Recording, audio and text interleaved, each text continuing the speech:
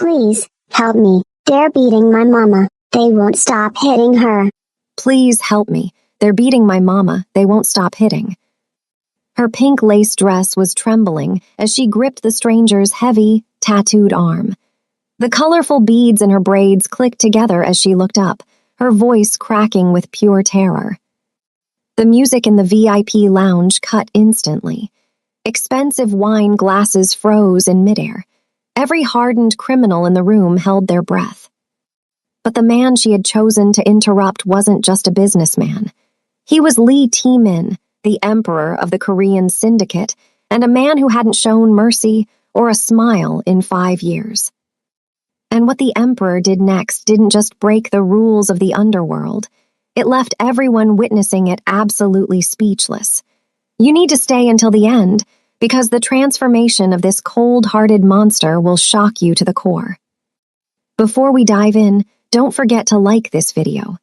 Hit subscribe button to subscribe to this channel and comment below where you're watching from, so I can specially send you a regard. Now, let's step into the heart of the story. The bass of the music downstairs was just a distant tremor in the floorboards, a rhythmic reminder of the chaos Lee Tae-min controlled but never partook in. Up here, in the glass-walled sanctuary of the Sapphire Club's VIP lounge, silence was the ultimate luxury. It was a cold, expensive silence that cost more than the bottles of vintage Bordeaux resting on the black marble tables. At the center of the room sat Tae-min, the man the streets whispered about as the Emperor. He didn't look like a man who worried about police raids or rival territories. He looked like a statue carved from ice and regret. His white dress shirt was unbuttoned at the collar, revealing the intricate scales of a black dragon tattoo that coiled up his chest and disappeared along his neck, a permanent mark of the syndicate he ruled with an iron fist.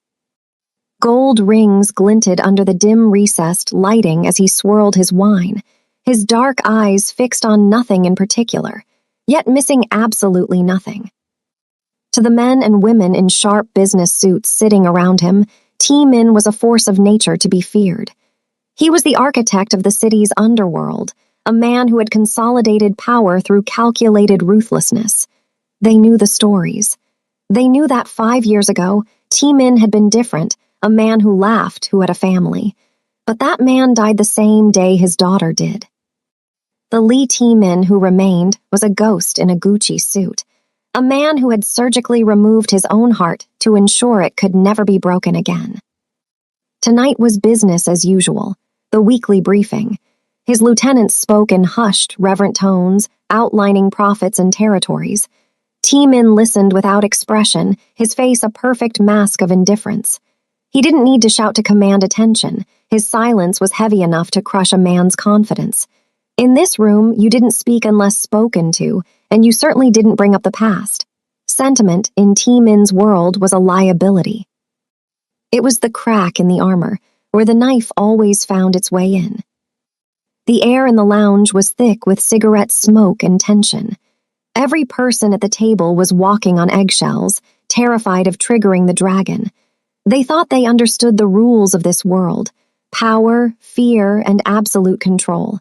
They thought tonight would end like every other Tuesday night, with deals struck and enemies silenced.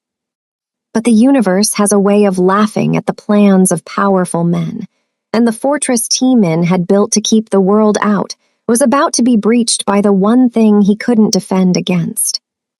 The double doors at the entrance of the lounge didn't just open. They flew back against the bumpers with a violence that made 3 lieutenants instinctively reach for the guns holstered inside their tailored jackets. Security at the Sapphire Club was supposed to be impenetrable, a fortress of muscle and metal detectors designed to keep threats out. But the intruder that stumbled into the room wasn't a rival hit squad or a police raid. It was a blur of bright, frantic pink. A little girl, no older than 7, skidded across the polished marble floor. Her chest was heaving, her small black patent leather shoes slipping slightly as she scrambled for footing.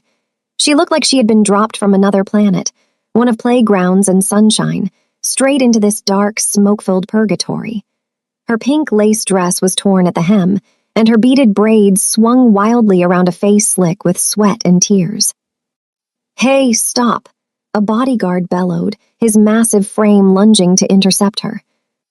But fear is a powerful fuel. She ducked under his grasping hand with a desperate agility, her movements erratic and fueled by pure panic. She wasn't looking for an exit. She was scanning the room, her wide, terrified eyes searching for a savior among the wolves. The patrons sat frozen, their conversations severed mid-sentence, watching in stunned disbelief as this child wove through the maze of tables. Most children would have recoiled at the sight of Lee T-Min, the dark ink spiraling up his neck, the cold indifference in his eyes, and the sheer terrifying stillness of him usually made grown men look away. But this child didn't flinch. Perhaps instinct told her that the man at the center of the storm was the only one with the power to stop the rain. She didn't run from him, she ran straight to him. The room went dead silent. The ambient hum of the air conditioning suddenly seemed deafening. The little girl crashed into the side of T-Min's chair, her momentum nearly knocking the wind out of her.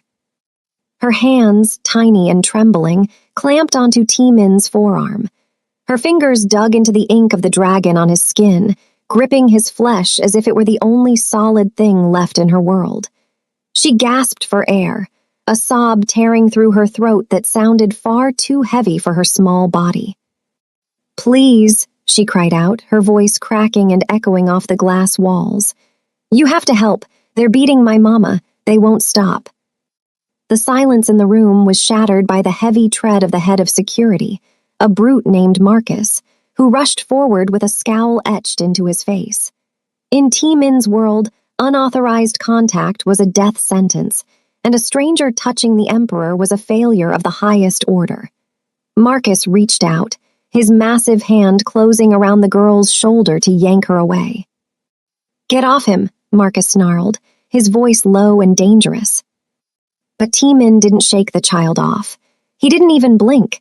He was frozen, his gaze locked onto the small, trembling girl clinging to his arm. The warmth of her hand burned against his skin, a shocking contrast to the cold void he had lived in for 5 years.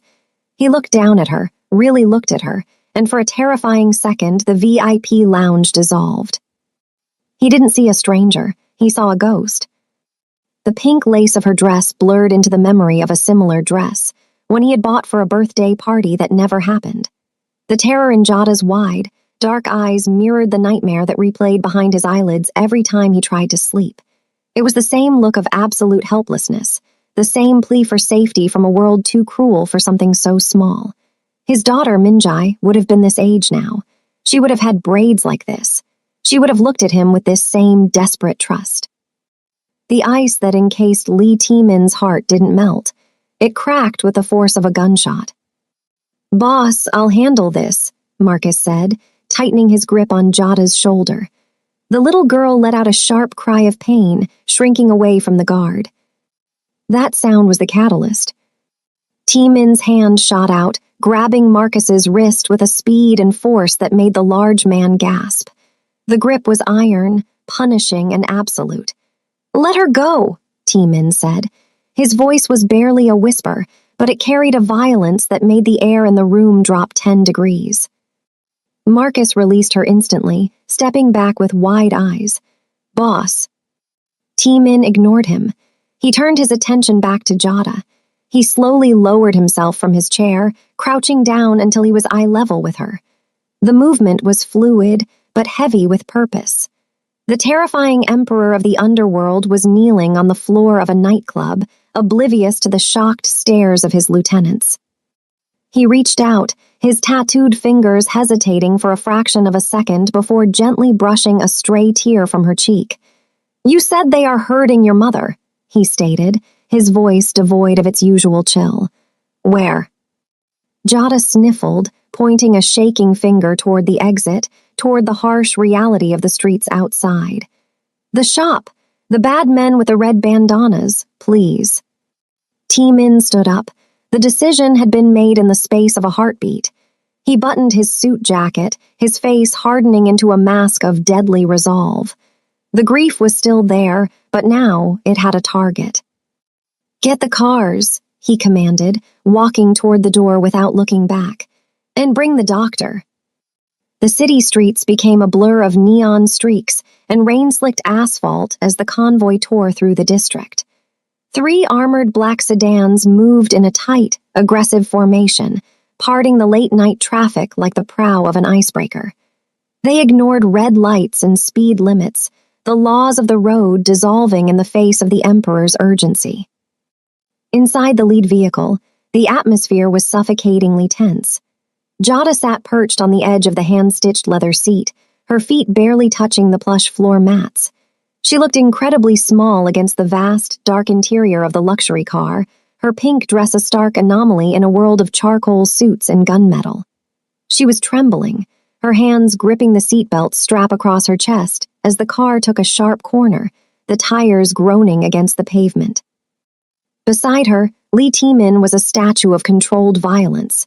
He hadn't spoken since they left the club, but the air around him crackled with a terrifying energy. He was staring out the tinted window, his jaw set so hard a muscle feathered near his ear. He wasn't looking at the passing buildings. He was running calculations, visualizing the layout of the streets, and preparing for the violence that was required of him. The unbuttoned collar of his shirt revealed the dragon on his chest, which seemed to rise and fall with his slow, deep breaths. Jada stole a glance at him, her eyes wide and wet. To the rest of the world, he was a monster, a man who commanded fear with a mere lift of his brow. But to her, in the quiet hum of the speeding car, he was the only solid thing in a world that was falling apart. She sniffled, the sound small and pathetic in the heavy silence. T-Min's gaze shifted. He didn't turn his head fully, but his eyes slid toward her. He saw the way her beaded braids shook with every vibration of the engine. He saw the bruise forming on her small wrist where she had likely been grabbed. The sight of it made his blood run cold, colder than it had been in years. It wasn't the detached coldness of business. It was the icy, razor-sharp focus of a predator protecting its own. "We are close," T-Min said, his voice low and gravelly. It wasn't a comfort exactly, but a statement of fact, a promise. He reached into the pocket of the door and pulled out a clean white handkerchief. Without looking at her, he offered it. Jada hesitated for a second, then took it with shaking fingers, wiping her nose. "Driver," T-Min commanded, his tone leaving no room for failure. "Faster." The engine roared in response, the G-force pushing them back into their seats as the convoy accelerated toward the chaos waiting for them. The dragon was awake, and he was bringing a storm with him. The convoy didn't park, it occupied the street. The 3 black sedans screeched to a halt in front of Keisha's Braiding and Boutique, effectively blocking the narrow road and casting long, menacing shadows over the cracked sidewalk. The neighborhood was quiet, the kind of quiet that comes from people knowing better than to look out their windows when trouble comes knocking. But the salon itself was a cacophony of destruction. Through the large front window, which was already spiderwebbed with cracks, the violence was playing out in high definition. Inside, the air was thick with the chemical tang of spilled hair products and the sharp scent of fear. Chairs were overturned. Mirrors were shattered, shards of glass glinting on the linoleum like diamonds in the dust. Jada lunged for the door handle. A desperate cry caught in her throat, but T-Min's hand shot out, clamping onto her shoulder. It wasn't rough, but it was immovable. "Stay," he ordered. His voice was low, vibrating with a command that bypassed the brain and went straight to the instinct. "Do not move until I say." Jada froze, tears streaming down her face as she pressed her small hands against the tinted glass. Inside, her mother, Keisha, was on her knees amidst the wreckage. She was a beautiful woman, her face strong but currently twisted in terror. Standing over her was a man in a frayed denim vest, Snake. He held a metal baseball bat loosely in one hand, tapping it rhythmically against his thigh. He was shouting, his spit flying as he gestured to the empty register. T-Min watched the scene with a terrifying clarity. He saw Snake grab a handful of Keisha's hair, jerking her head back to force her to look at him. He saw the way Keisha flinched, not for herself, but glancing toward the back room where she had hidden her daughter, unaware Jada had already escaped. That look, that desperate, sacrificial maternal instinct, hit T-Min like a physical blow. It was the same look his wife had given him moments before the end. The memory didn't bring sadness this time, it brought fire. A shift occurred in the backseat of the luxury sedan. The air pressure seemed to drop. The calculated, business-minded emperor who worried about profit margins and police treaties vanished. In his place, something ancient and violent began to uncoil. The dragon on his chest seemed to burn against his skin. T-Min unbuckled his seatbelt. The sound was a sharp click that echoed like a gunshot in the quiet car. He didn't check for his weapon. He didn't need one. He smoothed the front of his unbuttoned white shirt, his eyes never leaving the man with the bat. "Watch," he whispered to Jada, his voice devoid of any human warmth. He opened the car door and stepped out into the night. The sleeping dragon had woken up, and it was hungry. The bell above the door chimed, a cheerful, welcoming sound that seemed grotesquely out of place as Lee T-Min stepped into the salon. The sound cut through the shouting like a razor, causing the 5 gang members to freeze.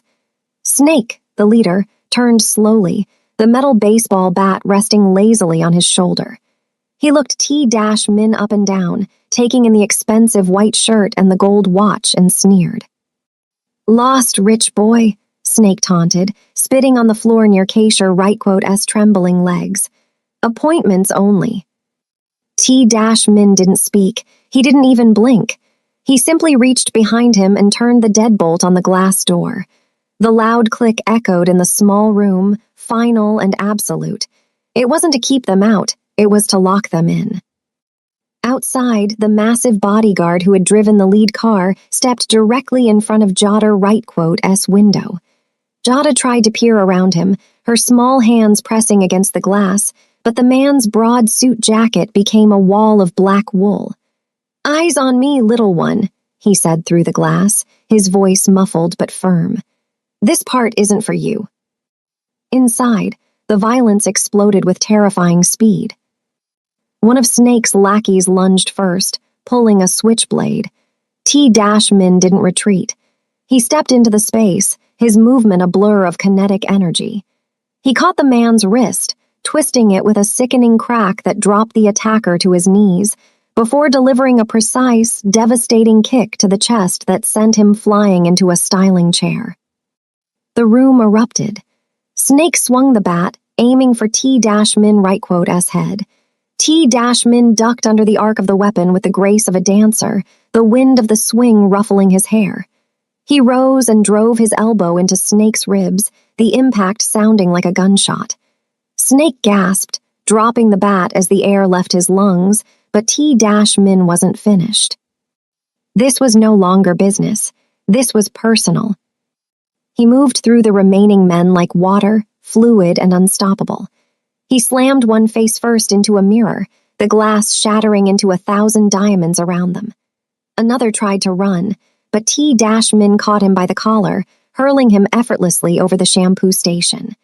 It was unbuttoned fury, raw, visceral, and efficient. There was no wasted movement, only the brutal dismantling of bullies who had forgotten their place in the food chain. Within 30 seconds, the salon was silent again, save for the groans of broken men writhing on the floor. Snake lay gasping at T-Min's feet, blood bubbling from his nose. T-Min stood over him, his chest heaving slightly, the dragon tattoo on his chest now slick with sweat. He adjusted his cuffs, his expression returning to that mask of cold indifference, though his eyes burned with a lingering fire. He looked down at Keisha, who was staring up at him in shock, realizing that the monster she feared had just eaten the wolves.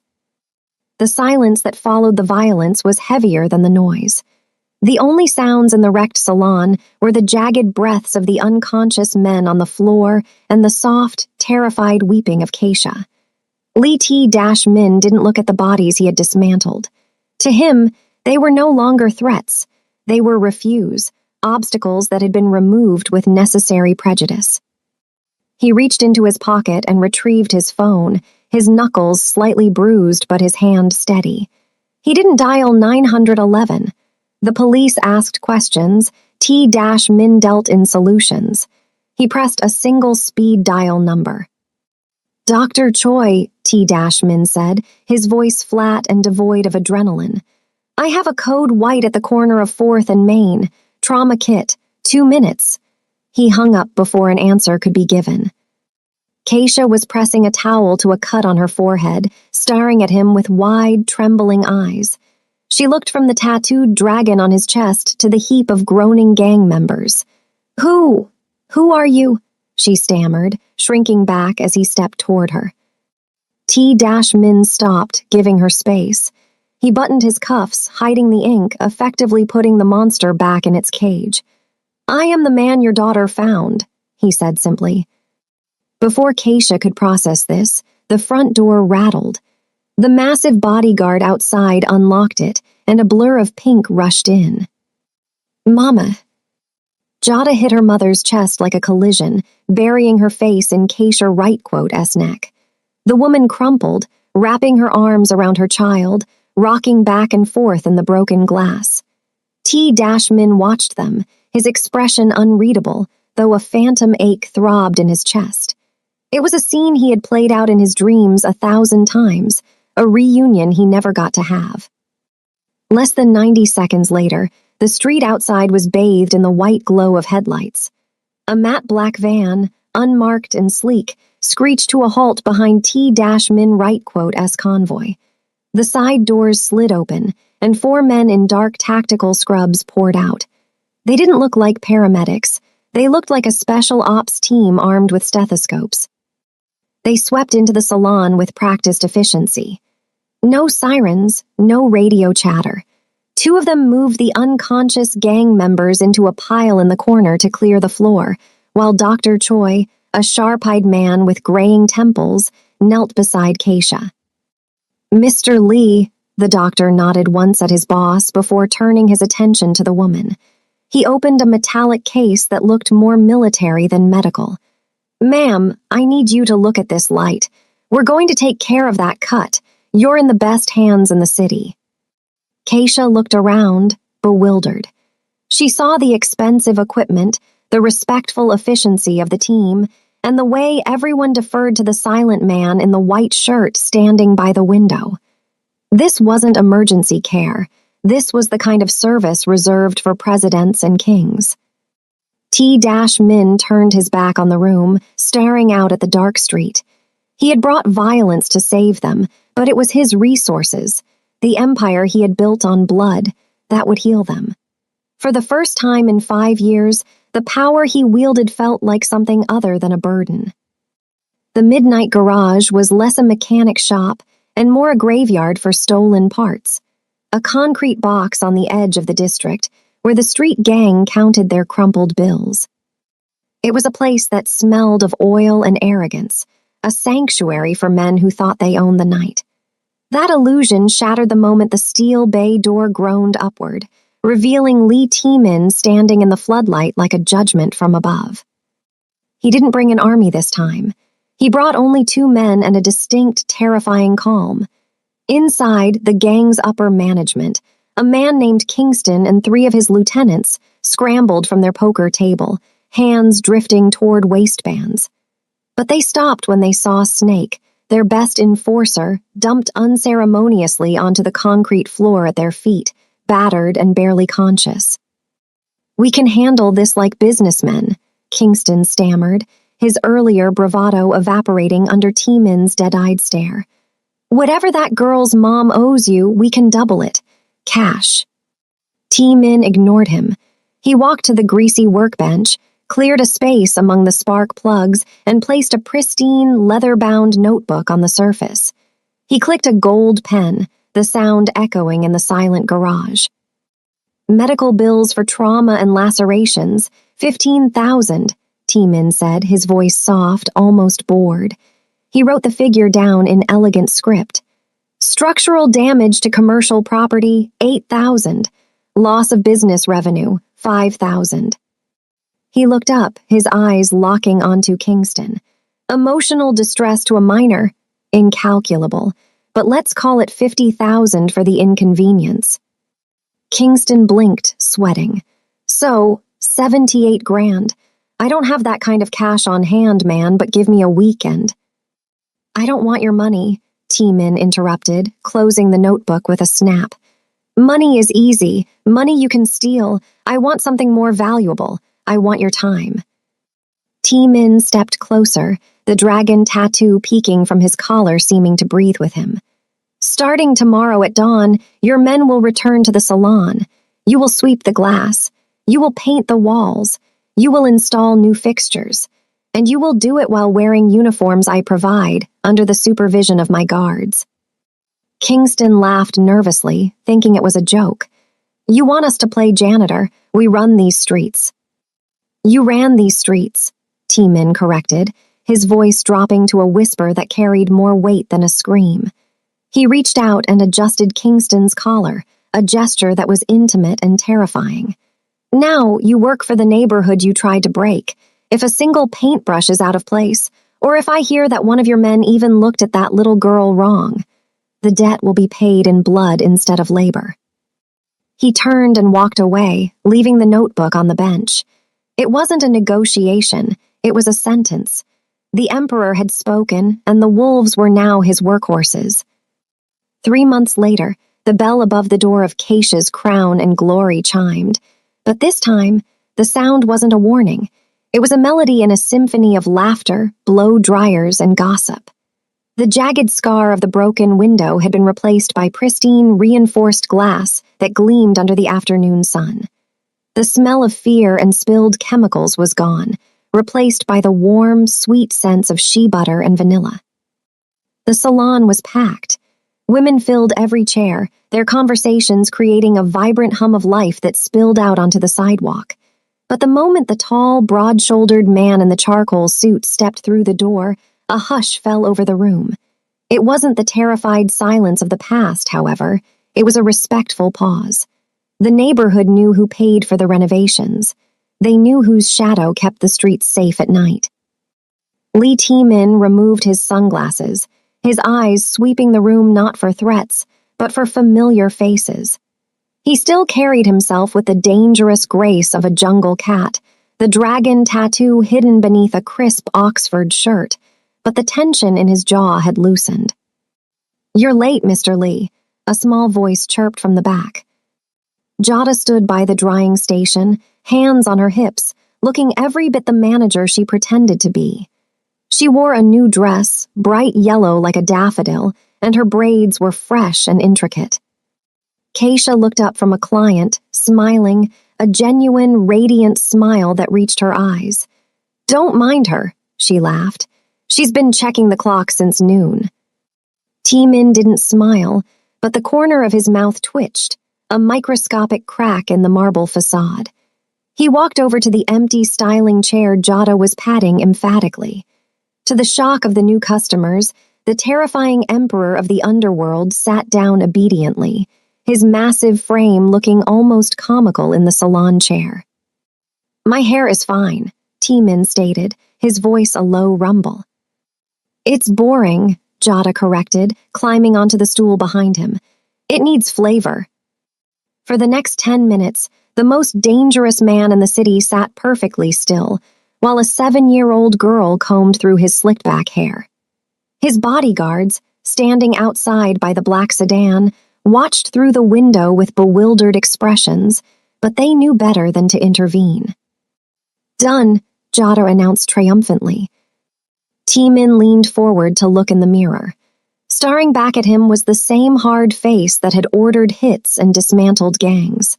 But there, right above his right ear, clipped firmly into his dark hair, was a bright, neon-pink butterfly barrette. It was ridiculous. It was undignified. It was completely contrary to everything the Emperor stood for. T-Min looked at the reflection of the little girl beaming behind him. He touched the plastic butterfly gently, as if it were made of glass. For the first time in 5 years, the ghost in his eyes faded, replaced by something warm and alive. "It is acceptable," he said, solemnity. As Jada giggled and hugged his neck, Lee T-Min realized he hadn't just saved a salon. In the process of fixing their broken world, they had managed to fix him too. The end. If you love this story, kindly subscribe to this channel and leave a like for us.